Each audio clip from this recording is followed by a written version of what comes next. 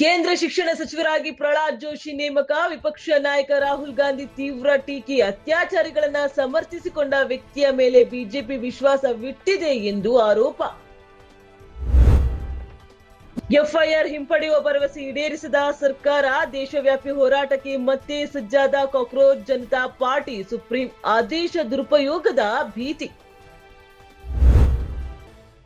CJP ಸಂಸತ್ ಚಲೋದಲ್ಲಿ 1000 ಮಂದಿಗೆ criminal ಹಿನ್ನೆಲೆ. ಜುಲೈ 20ರ ಪ್ರತಿಭಟನೆಯಲ್ಲಿ ಭಾಗಿಯಾಗಿದ್ದವರ ಬಗ್ಗೆ ಪೊಲೀಸರ ಮಾಹಿತಿ. ಭಾರೀ ಚರ್ಚೆಗೆ ಕಾರಣವಾದ ದೆಹಲಿ ಪೊಲೀಸರ ಹೇಳಿಕೆ.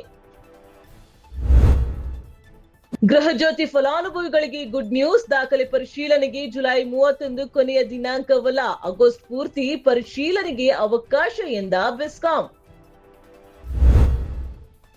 ಆಗಸ್ಟ್ 13ರಿಂದ ಕರ್ನಾಟಕ ವಿಧಾನಮಂಡಲ ಅಧಿವೇಶನ ಆರಂಭ. ಆಗಸ್ಟ್ 27ರವರೆಗೆ ನಡೆಯಲಿದೆ ಮಹತ್ವದ ಕಲಾಪ. ಶಾಸನ ರಚನೆ, ಸರ್ಕಾರಿ ಖಾಸಗಿ ನಿರ್ಣಯಗಳಿಗೆ ವೇದಿಕೆಯಾಗಲಿದೆ ಅಧಿವೇಶನ.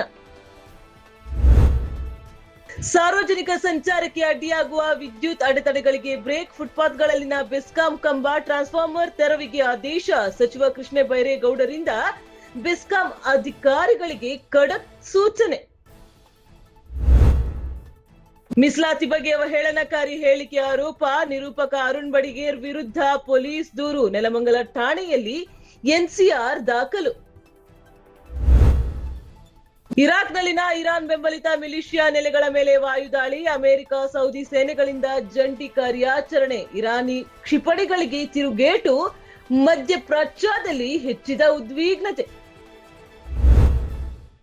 ಅಮೆರಿಕದ ಪಡೆಗಳ ಮೇಲೆ ಇರಾನ್ನಿಂದ ಬ್ಯಾಲಿಸ್ಟಿಕ್ ಕ್ಷಿಪಣಿ ದಾಳಿ. ಉಡಾಯಿಸಿದ ಎಲ್ಲಾ ಕ್ಷಿಪಣಿಗಳನ್ನ ಯಶಸ್ವಿಯಾಗಿ ತಡೆ ಹಿಡಿಯಲಾಗಿದೆ ಎಂದ ಅಮೆರಿಕ ಸೇನೆ. ಮಧ್ಯಪ್ರಾಚ್ಯದಲ್ಲಿ ಹೆಚ್ಚಿದ ಯುದ್ಧದ ಆತಂಕ.